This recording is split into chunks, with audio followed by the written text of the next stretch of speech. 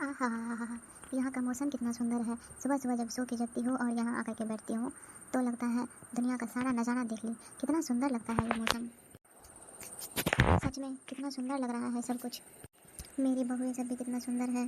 घर परिवार को पूरा चला करके रखती है, कितना सुंदर से रखती है। मैं बहुत भाग्यशाली हूँ कि मेरी इतनी इतनी अच्छी अच्छी बहू है। बस छोटी वाली थोड़ी सी चिड़चिड़ी है, लेकिन आगे चल के वो भी ठीक हो जाएगी। बड़ी बहू तो मेरी लक्ष्मी है, लक्ष्मी। भगवान ऐसी बहू सबको दे, सबको दे। लेकिन मेरी बड़ी बहू इतनी अच्छी है, फिर भी भगवान उसके साथ ऐसा क्यों कर दिया। वो इतनी अच्छी है बेचारी, सबका ध्यान रखती है अच्छे से, सबका ख्याल रखती है। खुद बीमार पड़ जाती है लेकिन वो सबका ध्यान रखती है। और मेरे बड़े बेटे को मेरे भगवान ने मेरे बड़े बेटे के साथ पता नहीं ऐसा क्यों कर दिए। मेरे बड़े बड़े बेटे को क्यों अपने पास लेकर के चले गए भगवान।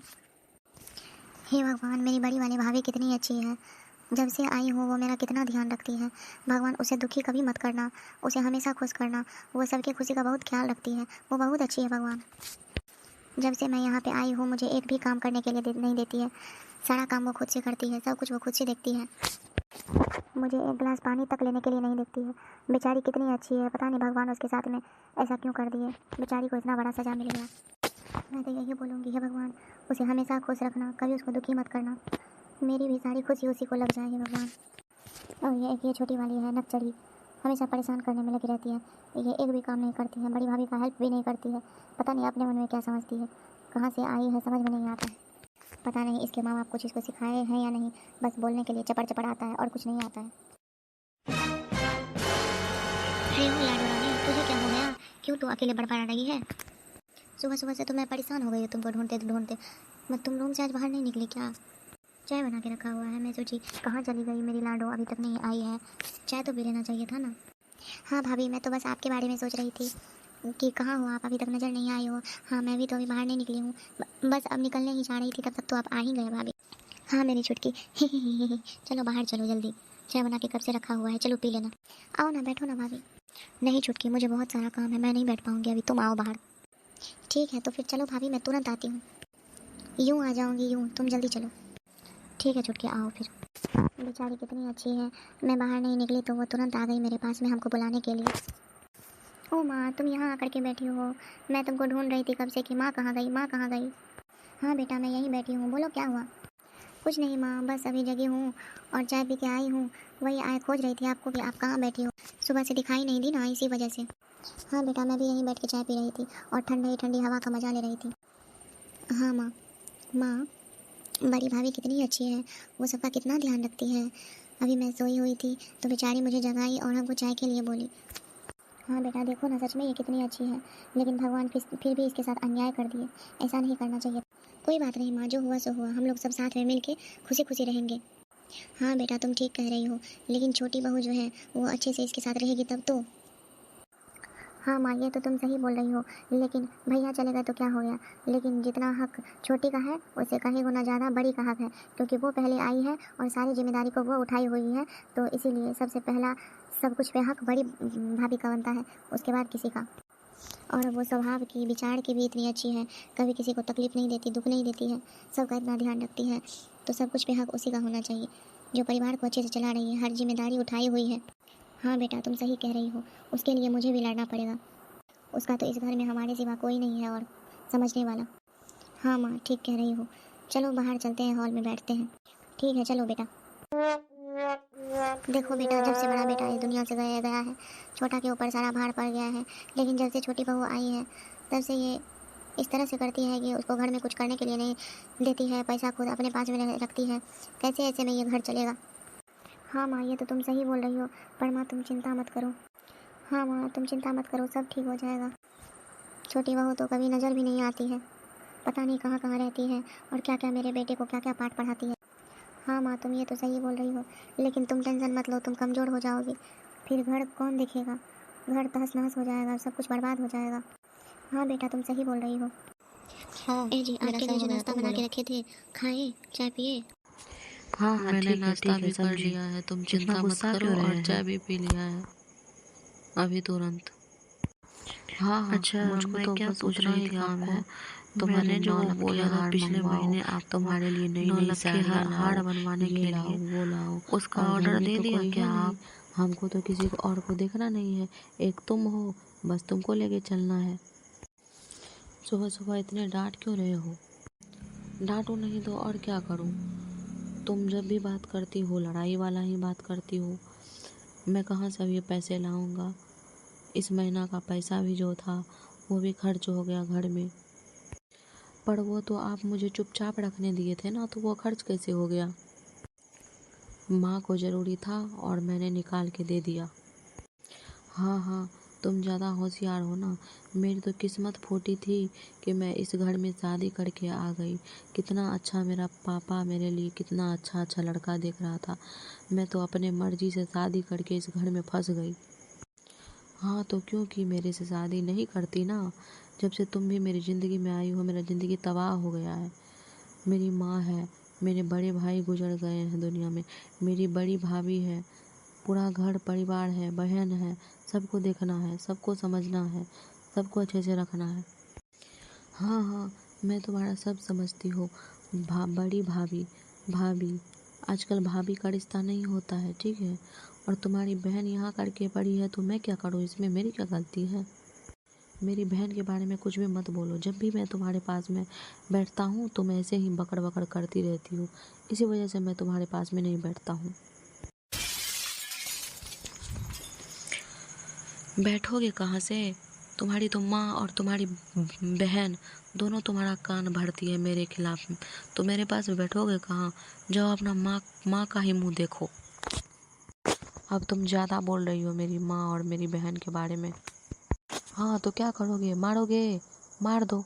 किसको पूछ करके तुमने माँ को पैसे दे दिए? मुझे ज़रूरी था वो पैसे का। माँ को भी ज़रूरी था, और माँ मांगी तो क्या करते? हम नहीं देते पैसा माँ को। तुम्हारे पास तो बैठना ही बेकार है। मैं जा रहा हूँ यहाँ से। हाँ जाओ जाओ, मुझे भी तुमसे कोई बात नहीं करनी है। कभी कभी तो इसके ऊपर इतना गुस्सा आता है ना, मन करता है इसका जान ले लूं, पर करूं क्या? है तो पति। हे भगवान, कहाँ आकर के तुमने मुझे फंसा दिया। कितना अच्छा, मैं कितने बड़े घर में मेरी शादी हो रही थी, कहाँ ये लाचार घर में आकर के फंसा दिया। मैं कैसे पूरा जीवन यहाँ पे गुजारूंगी अपना?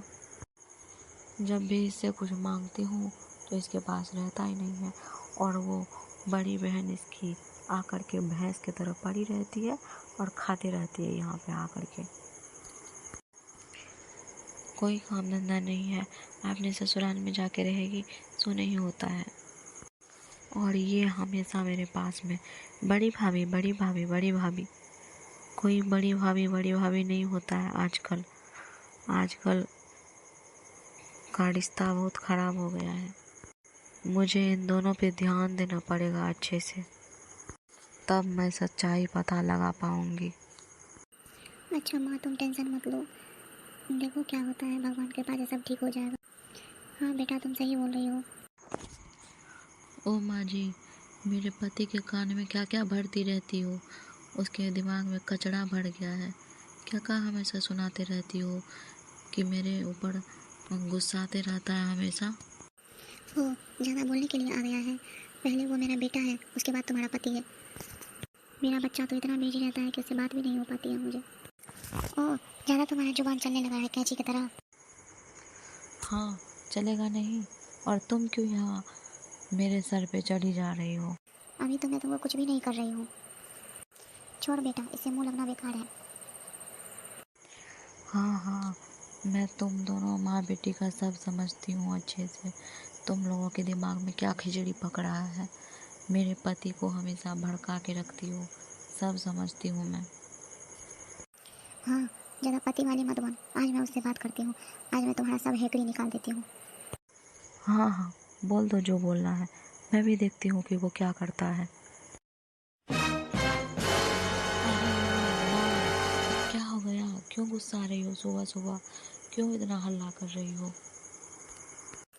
बस ये चीज़ तुम मुझे सुनाने आते हो, अपनी बीवी को नहीं सुना सकते हो। क्या हो गया? क्यों हल्ला कर रही हो? ये सुबह सुबह आकर के मुझसे बकवास कर रही है, और मेरी बिटिया को भी कैसे क्या बोल दी।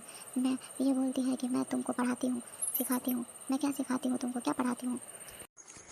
अच्छा माँ, तुम इधर आओ, मैं इससे बात करता हूँ। मैं तुमको अभी घर में समझा के आया ना, तुम क्यों हमेशा माँ से लड़ने के चक्कर में लगी रहती हो? हाँ, तुमको समझ में नहीं आता है क्या? हाँ, मार खाओगी तो समझ में आएगा। ओहो, तो अब लाट साहब आए हैं हमसे बात करने के लिए। मैं तुमको भी देख लूँगी और तुम्हारे पूरे खानदान को देख लूँगी, ठीक है? ज़्यादा तुम्हारा जुबान चपड़ चपड़ चलने लगा है। हाँ, चलेगा क्यों नहीं। मेरा बाप दहेज दिया है, दहेज दे के आई हूँ इस घर में, तुमको खरीदी हूँ। और ये दोनों माँ बेटी का बात सुन करके जो तुम मुझे आते हो ना मारने के लिए, पीटने के लिए, डांटने के लिए, मैं सब समझती हूँ और मैं भी छोड़ने वाली नहीं हूँ, इतना ध्यान रखना। हे भगवान, क्यों इस घर में इतना हल्ला हो रहा है सुबह सुबह? क्या हो गया? किस बात की गुस्सा है इतना? ओ भाभी, तुम तो कुछ मत ही बोलो, तुम्हारे वजह से ये सब हो रहा है, सब कुछ तुम्हारे वजह से हो रहा है। हे भगवान, अब मैंने क्या कर दिया और मेरी वजह से ये सब क्यों हो रही है? अगर इस लड़ाई की जड़ मैं हूँ तो मैं ही इस घर से निकल जाती हूँ, हमेशा हमेशा के लिए। ना मैं इस घर में रहूँगी और ना कभी कलेश होगा। मेरी तो किस्मत उसी दिन फूट गई जिस दिन मेरा पति मर गया। जिस दिन मेरा पति नहीं रहा इस दुनिया में, मैं तो उसी दिन जीते जी मर गई। अब मैं जी के करूँगी भी क्या? मैं तो बोलती हूँ भगवान ले जाओ उठा के मुझे। इतना दुख से अच्छा है कि मैं इस दुनिया से ही चली जाऊँ। हाँ हाँ, मैं सब समझती हूँ। ये मासूम सी शकल बना करके जो मेरे पति पे तुम डोरा डालती हो ना, मैं सब समझती हूँ। हे भगवान, ओ भाभी, तुम क्या क्या बोल रही हो? किसी से मत डरो, कम से कम भगवान से तो डरो। हाँ हाँ, तुम मुझे मत ज्ञान दे ज़्यादा। मेरे घर में आके पड़ी है और मेरे घर में खाती है और मुझे ही ज्ञान दे रही है। मुंह बंद कर तुम। हमको पता चल गया, ऐसे तुम समझने वाली नहीं हो। अब तुम मार खा ली ना, अब तुम्हारा मन शांत हो जाएगा। हे भगवान, हे भगवान, ये सब मुझे मारने के लिए चाहती है। ये सब ऐसे ऐसे कर रही है कि मैं इस घर से भाग जाऊं और मेरे सारे प्रॉपर्टी पे ये सब का हिस्सा हो जाए। पर ऐसा जान लो, मैं ऐसा होने कभी नहीं दूंगी। मार खा ली, पर तुम्हारा बुद्धि अभी तक जगह पे नहीं आया है, वो भी ला दूंगा, रुको तुम। हाँ हाँ, मैं तुम लोग को छोड़ूंगी नहीं, मैं जा रही हूँ अभी यहाँ से। माँ प्लीज गुस्साओ मत, वो कुछ दिन में नॉर्मल हो जाएगी, धीरे धीरे सब सीख लेगी, नहीं दिक्कत होगा। आखिर कुछ भी होता है तो अपना ही परिवार काम आता है, उसको माफ़ कर दो माँ। हाँ हाँ, गलती करो तुम और माफ़ करो मैं। मेरी बेटी को, मेरी बड़ी बहू को क्या क्या नहीं बोली वो। उसका जुबान कैची की तरह चलता है, वो माफ़ करने के लायक भी नहीं है। और ये सब तुम्हारे प्यार का नतीजा है। इतना उसको तुम सर पे चढ़ा लियो हो कि देखना तुम, कभी तुम्हारे ऊपर खतरा मंडराएगा तब तुम मुझे मत बोलने के लिए आना यहाँ। अच्छा ठीक है माँ, अब शांत भी हो जाओ। ओए माँ रे, कमर टूट गई रे, अरे कोई बचाओ मुझे। अभी कितना अच्छा चल के आ रही थी, अभी क्या हो गया? अरे मैं उठ नहीं पा रही हूँ, कोई मुझे बचाओ। मैं कैसे उठूंगी अब, कैसे अपने बिस्तर पे चढ़ूंगी? मुझे खाना कौन खाने के लिए देगा? हे भगवान, कोई बचाओ मुझे माफ़ कर दो, मैंने तुम लोग को बहुत परेशान किया। अरे कोई तो उठाओ मुझे, अरे कोई तो बचाओ मुझे। अरे क्या हो गया? अब क्यों चिल्ला रही हो? सबको रुला करके, सबको परेशान करके नाटक करने के लिए ज़्यादा सीख गई हो क्या? अरे मुझे माफ़ कर दो, कुछ भी मत बोलो, मुझे उठाओ, मेरा प्राण निकल जाएगा, मेरा जान निकल जाएगा, मेरा कमर टूट गया है। ओ बेटा, ऐसे मत करो, इस वक्त में बेचारी मुश्किल में फंसी हुई है, उठाओ उसे, उठाओ। माँ इसे छोड़ दो ऐसे ही, तब इसका अकल ठिकाने पे आएगा। कौन होता है अपना और कौन होता है पराया। हमेशा अपने भाई के बारे में, अपने माँ के बारे में, अपने पापा के बारे में यहाँ सुनाती रहती है और मेरे घर में फूट डालती रहती है। आज ही मजा चख जाएगी कि कौन किसका होता है। अरे बेटा, अभी सब ये बात बोलने का वक्त नहीं है, पहले बेचारी को उठाओ, उसको चोट लग गया है बहुत ज़्यादा। माँ तुम छोड़ दो ना, ये खुद अपने उठ जाएगी, तुम उतना चिंता मत करो, जाओ तुम अपने कमरे में आराम करो। अरे भैया क्या हो गया, क्यों इस रूम में इतना हल्ला हो रहा है? देखो ना बेटा, बहू गिर गई है और इसे बोल रहा हूँ उठाने के लिए तो ये सुन नहीं रहा है मेरी बात। अच्छा ठीक है माँ, रुको मैं उठाती हूँ, रुको। हाँ उठाओ बेटा, और बड़ी बहू को भी उठा लो, दोनों उठाओ उसको बेड पे सुलाओ। अरे ओ भाभी, बड़ी भाभी कहाँ गई? बड़ी भाभी इधर आओ, जल्दी आओ। अरे छुटकी क्या हो गया, क्यों चिल्ला रही थी? और इसको क्या हो गया, क्यों ये पड़ी हुई है नीचे में? कुछ नहीं भाभी, फर्श पे फिसल के गिर गई थी, जल्दी से उठाओ और बेड पे ले दो इसे, ज़्यादा चोट लग गई। ठीक है छुटकी, पकड़ो, उठाते हैं। बड़ी भाभी, मुझे माफ़ कर दो बड़ी भाभी, मैंने गुस्से में बहुत कुछ बोला। आप ही लोग सब मेरे अपने हो, कोई किसी का नहीं होता है। अभी मुसीबत में आप ही लोग मेरा साथ दिए, मुझे चोट लगा तो आप लोग दौड़ करके आए मुझे देखने के लिए, पर मैंने कितना कुछ कहा आप लोगों को। मुझे माफ़ कर दो बड़ी भाभी, मुझे माफ़ कर दो। देख लो मेरे घर में सब कितना अच्छा है, थोड़ा सा मुसीबत में आई तो तुमको सब बचाने के लिए आ गया। हाँ बेटा छोड़ो, अब इतना मत बोलो, बेचारी खुद तकलीफ में है। अगर ऐसा इसे सब समझ में आ गया, इसे अपनी गलती का एहसास हो गया है तो इसे माफ़ कर दो। कोई बात नहीं, तुम दुखी मत हो, हम लोग सब दोस्त हैं, सब एक साथ रहेंगे, एक अच्छा परिवार है, सब खुशी खुशी रहेंगे। तो भाभी आपने मुझे माफ़ कर दिया? हाँ मैंने तुझे माफ़ कर दिया। हाँ ठीक है, तो चलिए सब गला मिलते हैं, तब समझ जाओगे कि आप लोग मुझे माफ़ कर दिए। ठीक है चलो मिलते हैं गला। आ जाओ छुटकी, इधर आ जाओ। अब मैं समझ गई कि आप लोग मेरे सब अपने हैं, और अब हम लोग कभी लड़ाई झगड़ा नहीं करेंगे, खुशी खुशी रहेंगे। अब मुझे भी अपनी गलती का एहसास हो चुका है, अपना अपना होता है और पराया पराया होता है। हेलो गाइस, तो हमारी वीडियो कैसी लगती है? अगर हमारी वीडियो अच्छी लगती है तो लाइक एंड सब्सक्राइब करें और हंसते रहे मुस्कुराते रहे।